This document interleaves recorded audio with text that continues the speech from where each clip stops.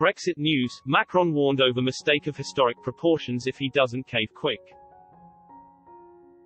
Emmanuel Macron has been warned he faces a miscalculation of historic proportions if he continues his hardline stance in the current post-Brexit trade negotiations with Britain. The French president has been strongly opposed to the EU offering Britain any significant concessions during the negotiations. He has been particularly tough on fishing rights, which has proved a major hurdle in the talks. Mr. Macron is understood to be happy with a no-deal outcome, but insiders have warned such a stance would be a huge mistake. UK sources believe Mr. Macron is willing to accept a no-deal Brexit for his own political purposes, with the French presidential election looming. He hopes his tough stance in the negotiations will give him a boost in the polls.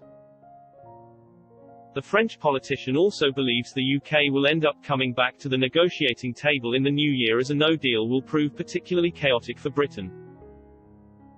But a source close to the talks has insisted such an opinion is a huge miscalculation by the French president. They told the Sunday Times, if he, Macron, thinks that, he's making a miscalculation of historic proportions. We cannot accept a deal that doesn't leave us in charge of our own waters.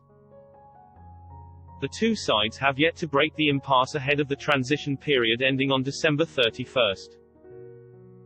Talks are continuing in Brussels this weekend, but UK sources say it is increasingly likely that an agreement will not be reached in time. A government source said there will not be a deal unless there is a substantial shift from Brussels in the coming days. The European Parliament has said there must be a deal by Sunday evening to allow time for it to be ratified before the end of the transition period.